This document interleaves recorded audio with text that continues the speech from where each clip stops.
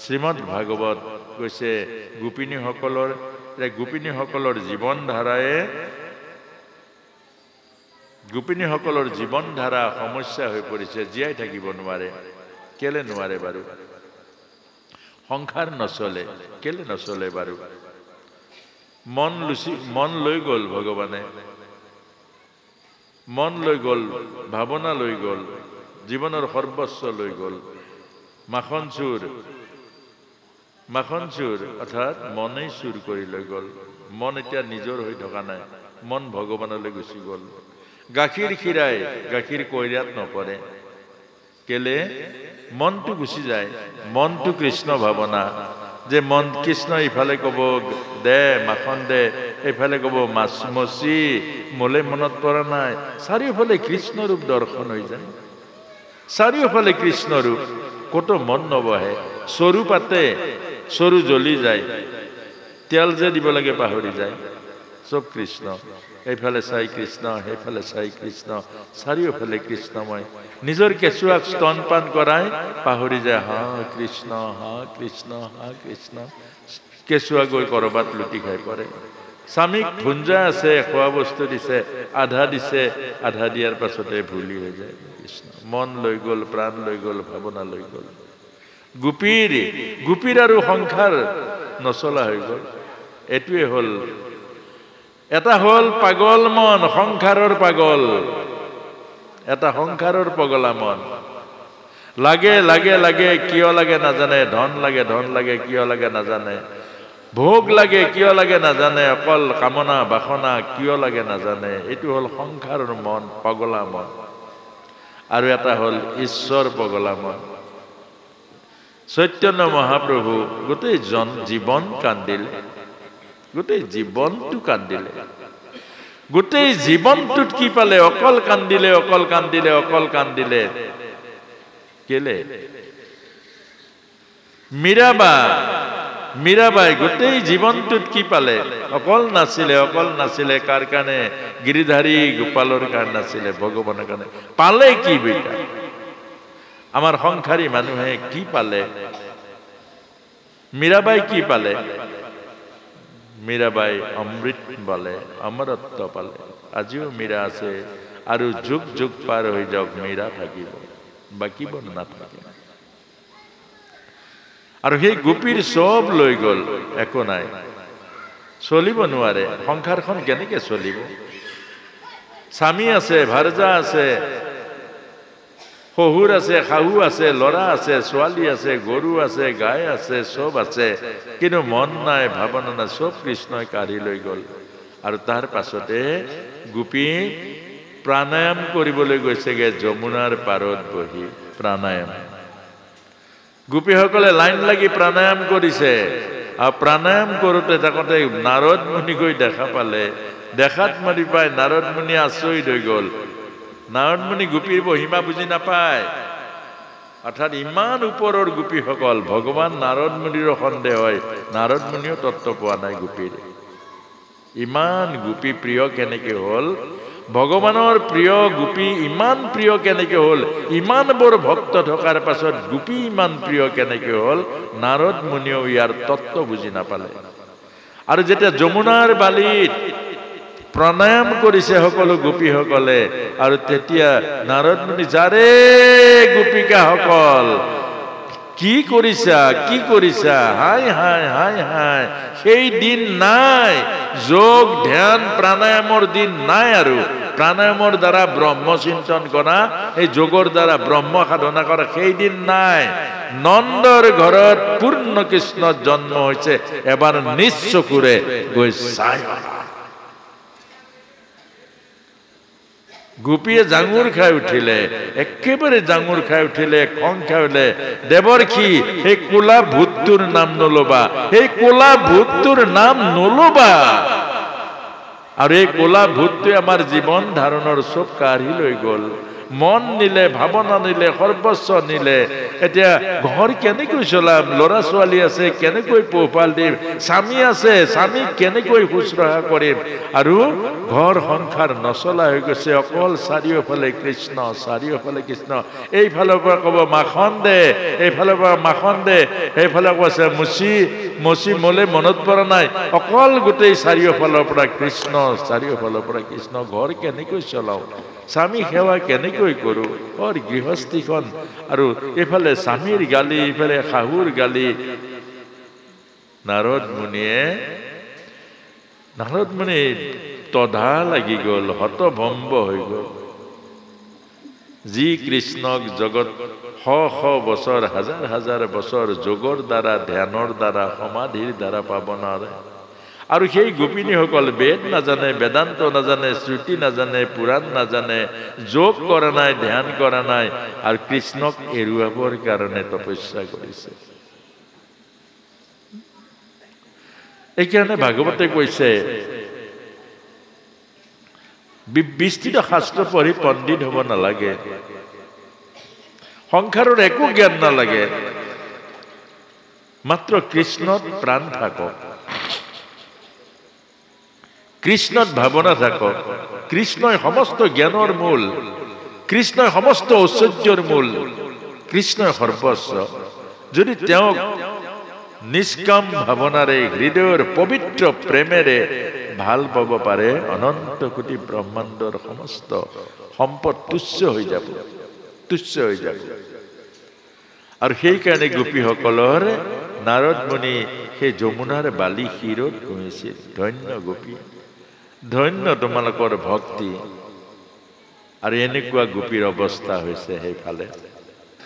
ইয়াৰ পাছতে ভগৱান কৃষ্ণৰ বাঁহী বজাব। কিন্তু তাৰ আগত অকণমান কথা, সময় আমাৰ হৈ গ'ল। ভগৱান কৃষ্ণৰ বাঁহী বজোৱাৰ আগতে অকণমান আমি আগলৈ যাওঁ। আজিতো নাযাব, আজি মহাৰাস লীলালৈকে হ'ব। ইয়াৰ পাছত ভাগৱত আকৌ একাদশ স্কন্ধলৈকে, ভগৱান কৃষ্ণ যোৱালৈকে, দ্বাদশ স্কন্ধ যুগ বৰ্ণনলৈকে ভাগৱত আৰু বহুত থাকে। মূল ভাগৱতৰ অলপ কিছু নিয়ম আছে, নিয়মবোৰ নহ'লে গোটেই সম্পূৰ্ণ ভাগৱত ব্যাখ্যাটো নাথাকে। এতিয়া এই যে ভগৱান কৃষ্ণ, কংসই কিমান যত্ন কৰি কৰি কৰি কৰি কৰি কৰি মাৰিব নোৱাৰিলে। কংসই কিমান বুদ্ধি লগালে বাৰু। অকণমান আগলৈ গৈছো, আকৌ ঘূৰি আহিম। আকৌ কিমান বুদ্ধি লগালে কংসই, কিমান চেষ্টা কৰিলে, ভগৱান মাৰিব নোৱাৰিলে। আৰু নোৱাৰাৰ পাছত শেষত গৈ এদিন অক্ৰূৰ খুৰা, ব্ৰজধামৰে খুৰা, কৃষ্ণৰ খুৰা মানে গোটেই ব্ৰজধামৰ খুৰা, অক্ৰূৰক মাতি লৈ গ'ল। মহাভাগৱত অক্ৰূৰক কংসই ক'লে, খুৰা এটা যজ্ঞ এটা পাতিম, ধনুৰ্যজ্ঞ। তাত মল্লযুদ্ধ হ'ব, চবে আনন্দ উপভোগ কৰিব। আৰু মোৰ ভাগিন দুটাক লৈ আনিব লাগে। খুব ধ্যান দি শুনিব, চলনাবোৰ কেনেকুৱা। অৰ্থাৎ নিজৰ মৃত্যুক কেনেকৈ মাতি নিয়ে, এই কথাটোকে বুজাইছে আমাক। এজন এজন ঈশ্বৰ বিমুখ মানুহে, আধ্যাত্মিক বিমুখ মানে নিজৰ মৃত্যুক নিজে মাতি আনে। আকৌ মৃত্যু তেওঁৰ ওচৰলৈ নাযায়, মৃত্যুক মাতি লয়। যেনেকৈ অগ্নি প্ৰজ্বলিত হ'লে যেনেকৈ পোকবোৰ অগ্নিত জাপ মাৰি পৰে, এই কথাটোকে বুজাইছে। ঈশ্বৰ বিমুখ যিসকল মানুহ নিজৰ মৃত্যুক নিজে মাতি আনে। এতিয়া অক্ৰূৰক ক'লে, তুমি মোৰ ভাগিন দুটা আছে, মৰমৰ ভাগিন, এই দুজনক লৈ মাতি আনা। অক্ৰূৰে ঘৰলৈ গুচি আহিলে। আহি বুজিলে কৃষ্ণক মৰমত মাতা নাই, মাৰিবলৈ মাতিছে। অক্ৰূৰে ভাবিছে, মহাভাগৱত যদিও ভাবিছে মাৰিবলৈ মাতিছে আৰু বুজা মানে মৰমত নহয়। আৰু মই এতিয়া কি কৰিম, যদি মই নেযাওঁ বেলেগক পঠিয়াব, পঠিয়াব। গতিকে মই গ'লে কি হ'ব, কৃষ্ণ দৰ্শন হ'ব। এই দুটা কথা। এটা হ'ল গ'লে কৃষ্ণ দৰ্শন হ'ব আৰু নগ'লেও ক্ৰূৰ কংসই যেতিয়া ভাবিলে আনিবই, গতিকে যোৱাটোৱে উচিত হ'ব। দুই নাও দুই ভৰি, কংসই মাৰিবলৈ মাতিছে, গোটেই ৰাতিটো হোৱা নাই আৰু যাওঁতেও ৰথত যাওঁতে এই দুইটা ভাৱনা যে কৃষ্ণই মাৰিবলৈ পঠিয়াইছে আৰু মই নি মৰুৱাবলৈ লৈ যাবলৈ আহিছোঁ, এইটো এটা। আকৌ এটা মনে কৈছে কৃষ্ণ দৰ্শনে জীৱনৰ সৰ্বস্ব সুখ আনি দিয়ে। এনেকৈ গৈ গৈ গৈ গৈ যে নন্দালৰ মুখতে ৰথ ৰল। ৰোৱাৰ পাছতে আৰু কথা বতৰা হ'ল, সকলোকে ক'লে যে কংসই এনেকুৱা যজ্ঞ ধনুৰ্যজ্ঞ পাতিছে, আনন্দ উৎসৱ পাতিছে, চবকে মই কৃষ্ণ আৰু তেওঁক নিবলৈ পঠিয়াইছে, মই সেইকাৰণে আহিছোঁ।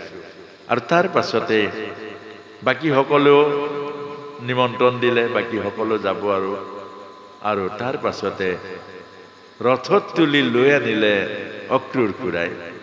আৰু যেতিয়া সন্ধিয়া হ'ল, তেওঁ সন্ধিয়াৰ এই কৰিবৰ কাৰণে, নিয়ম কৰিবৰ কাৰণে, তেওঁ গায়ত্ৰী কৰিবৰ কাৰণে জলত নামিলে গা ধুবৰ কাৰণে।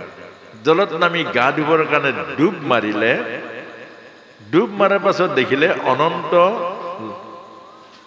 অনন্ত ওপৰত ভগৱান কৃষ্ণ বহি আছে। অনন্ত হ'ল বলৰাম। আকৌ ফটককে দেখিলে আৰু কেনেকে আহিলে, এইটো পাৰতহে এৰি থৈ আহিছো, ৰথৰ ওপৰতে বহি আছিল। আকৌ উঠিলে, উঠি চালে পাৰলে, এইটো ঠিকে আছে, ভগৱান কৃষ্ণ ৰথত আছে আৰু বলৰামৰ ৰথত আছে।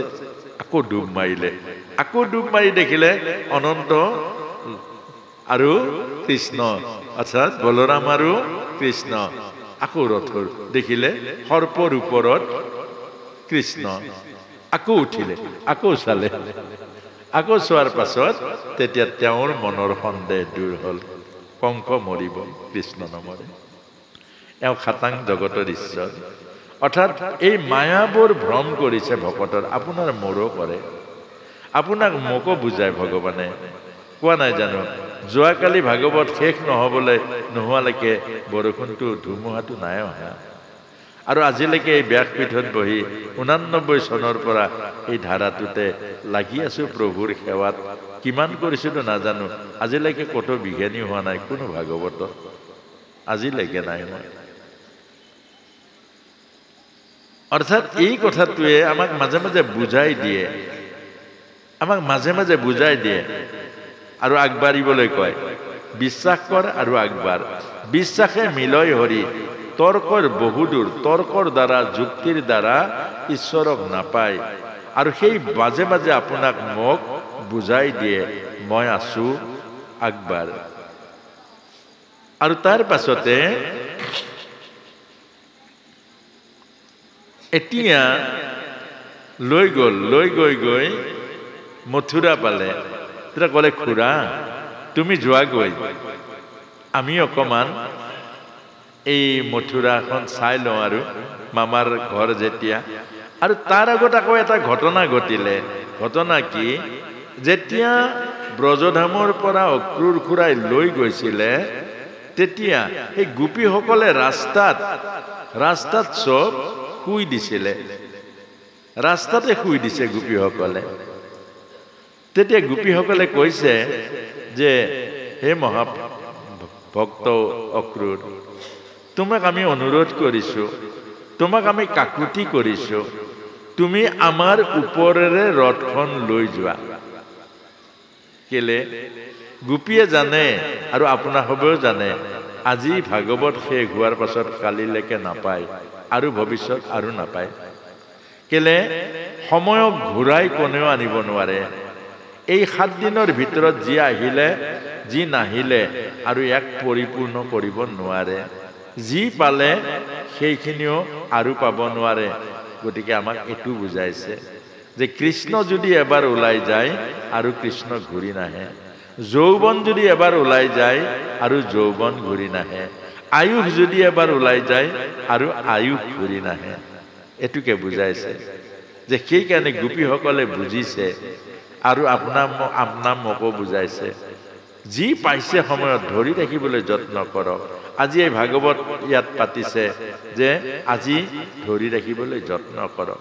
আজি কথাখিনি শুনিছে, ইয়াক ধৰি ৰাখিবলৈ যত্ন কৰক। এইবাৰ মানৱ জীৱন আৰু এবাৰ মানৱ জীৱন এইবিলাক বাহানা নলগাব। আজি বুজিছো যে বেয়া বস্তু খাব নালাগে, আজিয়ে এৰক, এতিয়াই এৰক, ইয়াতে এৰক। এতিয়াই আপুনি জানিছে জীৱনৰ ৰাস্তা কোনটো, এতিয়াই ধৰক, কাইলৈ নথব। বোলে আজি বুজিলো কাইলৈ কৰিম, নোৱাৰে কালি কৰিবলৈ। আজি বুজিলে, এতিয়া বুজিলে, এতিয়াই এৰক। এইটোকে আমাক বুজাইছে। গোপীসকলে কৈছে যে আমাৰ ওপৰেৰে ৰথখন লৈ যাওক আৰু আমাক উপকাৰ কৰক। কেলে?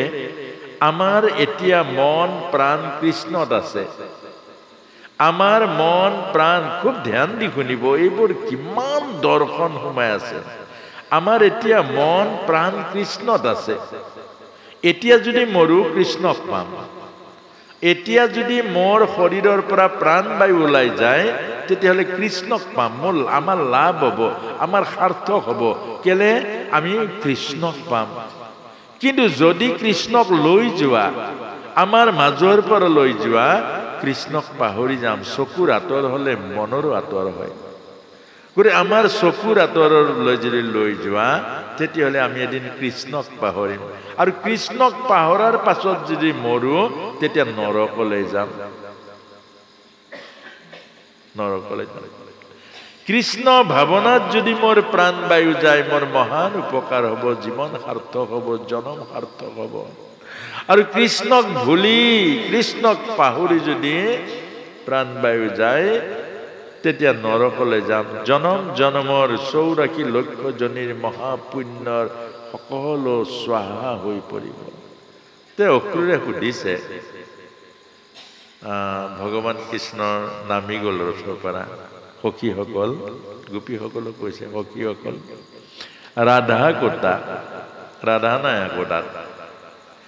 তেতিয়া কৈছে, ৰাধা সৌ দূৰণিৰ এজোপা গছৰ তলত লুকাই আছে। ভগৱান কৃষ্ণ আগবাঢ়ি গ'ল, ৰাধা ওলাই আহিলে।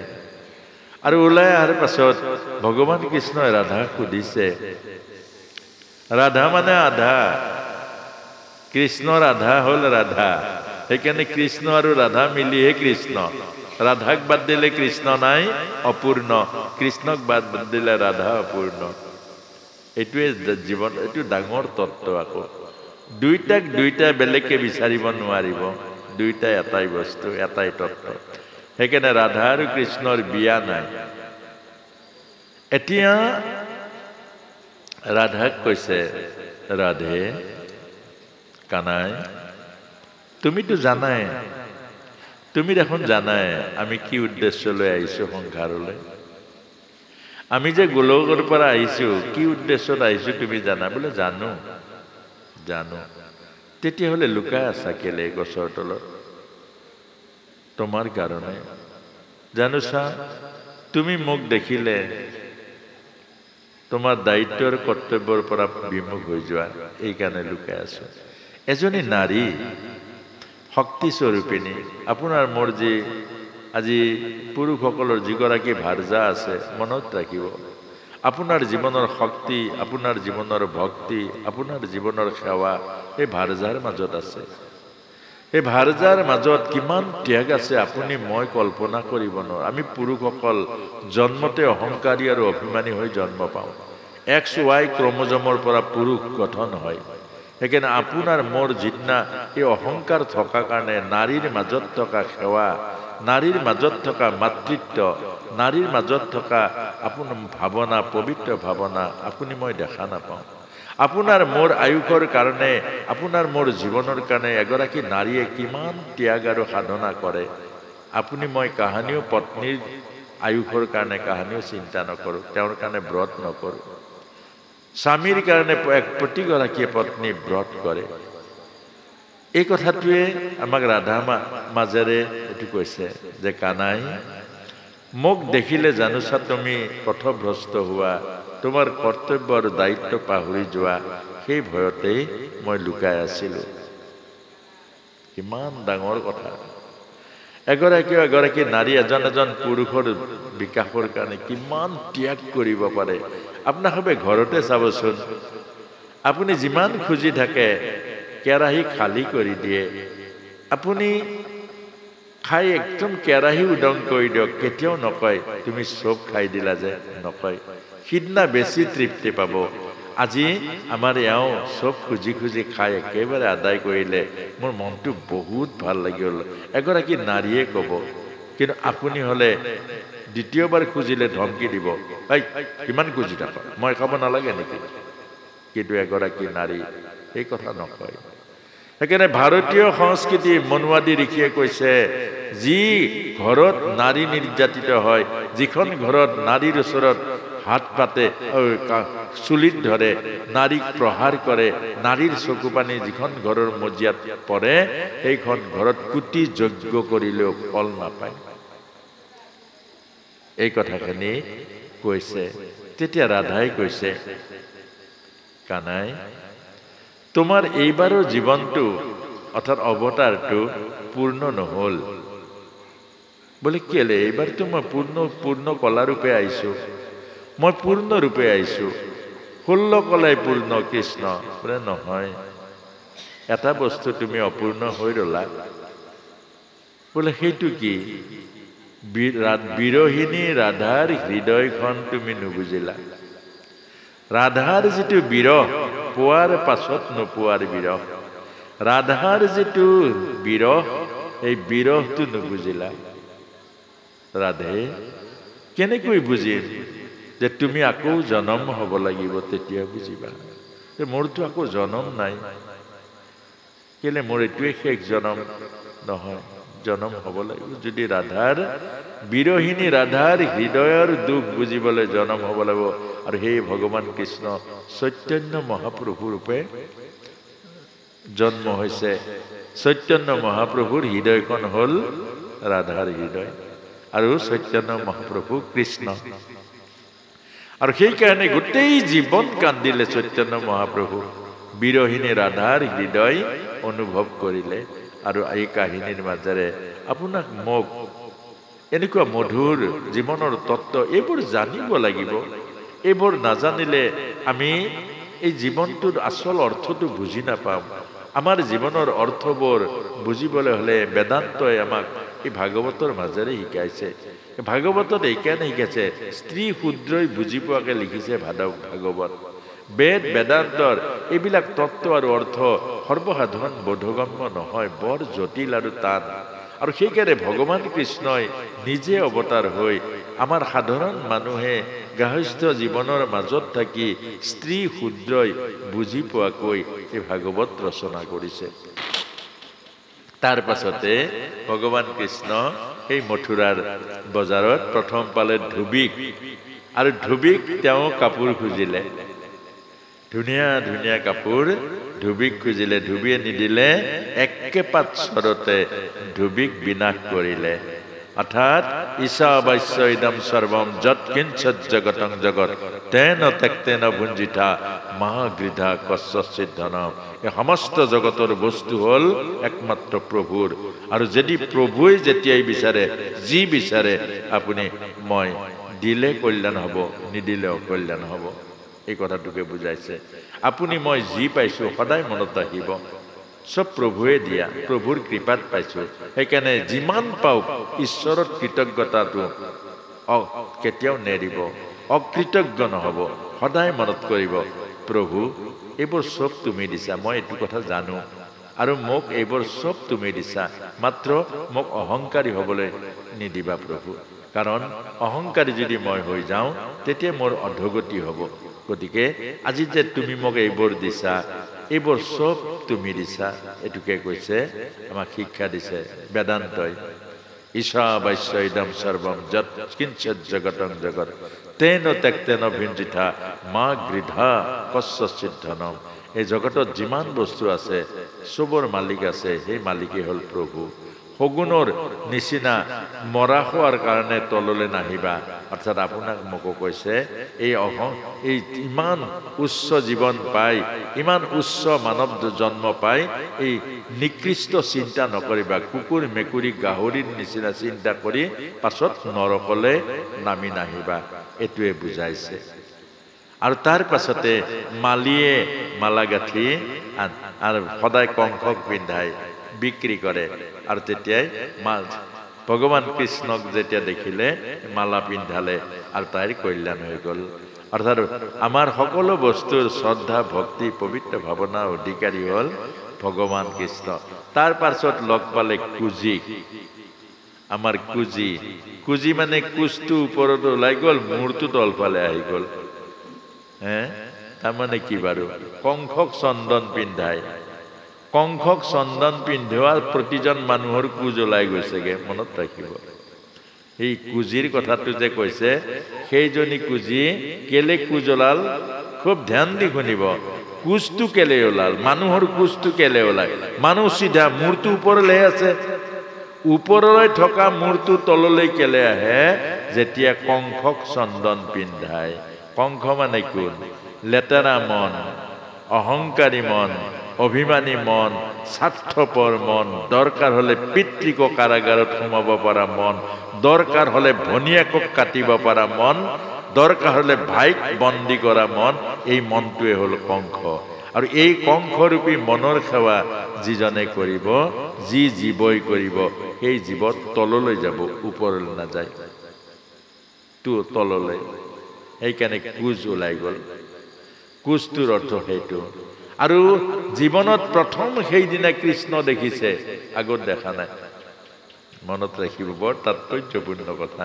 কুজি আগত কৃষ্ণ দেখা নাই অকল কংসকে দেখিছে এক শ্ৰেণী ভোগী মানুহে যোগ দেখাই নাই সেই ভোগতে আছে এক শ্ৰেণী মানুহ জীৱনত ভাগৱতৰ জ্ঞান পাই পোৱা নাই গোটেই বুঢ়া হৈ গ'ল কেতিয়াবা ঘপকে পাই গ'ল এইটোকে বুজাইছে যে কুজিয়ে কাহানিও কৃষ্ণ দেখা নাই কৃষ্ণ ৰূপ দেখা নাই কৃষ্ণ মাত্ৰ এটাই দেখিছে কংসক দেখিছে মদমত্ত হাতীৰ বল অহংকাৰী অভিমানী যেতিয়াই সেৱা কৰে সোণ দিব মালা দিব মুকুতা দিব এইবোৰ দেখিছে যিয়ে প্ৰশংসা কৰে আৰু যিয়ে নিন্দা কৰে শিৰচ্ছেদ কৰা এইটো দেখিছে কুজি কাহানিও কৃষ্ণ দেখা নাই আধ্যাত্মিকতা দেখা নাই আৰু তাৰ পাছতে কৃষ্ণক দেখা পালে দেখা পাই কুজি মোহিত হৈ গ'ল এবাৰ দেখা পাই মোহিত হৈ গ'ল এনেকুৱা সুকুমাৰ এনেকুৱা সুন্দৰ পুৰুষ এনেকুৱা ৰূপ লাৱণ্য থকাৰ পাছত মই চন্দন কাক পিন্ধাই আছো ইমান অহংকাৰী ইমান অভিমানী অৰ্থাৎ এই দেহটো অহংকাৰী অভিমানী এই দেহটোৱে হ'ল কংস আছে ইয়াত কংসৰূপী মন দেহৰ ক্ষমতা দেহৰ শক্তি দেহৰ অহংকাৰ এইটোৰে সেৱা কৰিছো ভাল ভাল ধুনীয়া ধুনীয়া দামী দামী চাৰ্ট ধুনীয়া ধুনীয়া একেবাৰে পাউডাৰ স্নো এই দেহটোৰে পৰিচৰ্যা কৰিছো যিদিনা আত্মা দৰ্শন হৈ যাব যিদিনা আত্মা দৰ্শন হৈ যাব সিদিনা এই পচা দেহটোক বাদ দি আত্মাৰ সেৱা কৰিব এইটোৱে পৰমাত্মাক পাই যাব এইটোৱে বুজাইছে কংসই আত্মা হল ভগৱান কৃষ্ণ দেহ হল কংস অহংকাৰী অভিমানী সেইকাৰণে আমি দেহৰ পূজা কৰোঁ বহুতে কয় মোৰ কিন্তু বহুত খং আছে দেই মোৰ কিন্তু ইগো বহুত ইগো আছে এইবোৰ প্ৰশংসা কৰোঁ আমি অৰ্থাৎ এইটোৱে হল অজ্ঞানতা অৰ্থাৎ কৃষ্ণৰ প্ৰশংসা কেলে নকৰে আত্মাৰ প্ৰশংসা কেলে নকৰে আত্মাই হল প্ৰেম আত্মাই হল কৰুণা আত্মাৰ দয়া আছে আৰু আত্মাই হল পৰমাত্মা আত্মাৰ প্ৰেমৰ সমুদ্ৰ আছে আৰু সেই আত্মাৰহে প্ৰশংসা কৰিব লাগে আত্মাৰ সেৱা কৰিব লাগে আত্মাৰ শ্ৰদ্ধা কৰিব লাগে আমি বৰ নকৰোঁ কেলে আমাৰ পৰিচয় নাই হোৱা আৰু যেতিয়া কুজিৰ পৰিচয় হৈ গ'ল কুজিয়ে লগে লগে কংসক বাদ দি কৃষ্ণক চন্দন পিন্ধাই দিলে কুজ চিধা হৈ গ'ল দিব্য সুন্দৰী হৈ গ'ল এজন সন্ত দিব্য সুন্দৰ সন্তৰ চৰণত এইকাৰণে মানুহে ধৰে সন্তৰ চৰণত মানুহে মূৰ দোৱাই কেলে দোৱাই দেখিবলৈ ধুনীয়া কি ধুনীয়া আধ্যাত্মিকতাটো ধুনীয়া সেইকাৰণে আমাক কুজিৰ মাজেৰে এই কথাখিনিকে কৈছে তাৰ পাছত কংস এইবাৰ নামাৰো আৰু কংস কেতিয়াবা আকৌ আহিলে কংসক মাৰি থৈ যাম আজি ঘপকে কংস মাৰিবলৈও দেৰি আছে গতিকে আজি কংস থাকক আৰু এতিয়া আমি আকৌ মহাৰাসলৈকে আহিছোঁ এইখিনি কথা এতিয়া মহাৰাসৰ প্ৰস্তুতি হ'ব, নাম এষাৰ হ'ব। ইয়াৰ পাছতে এইবাৰ আনন্দটো হ'ব লাগিব, তাৰ পাছতে মহাৰাস আহিব। আনন্দ হ'ব লাগিব, মহাৰাস আহিব, আৰু সকলোৱে উৰুলি ধ্বনি কৰিব, আৰু এই আনন্দ হ'ব শেষৰ আনন্দ, তাৰ পাছতে হ'ব মহাৰাস।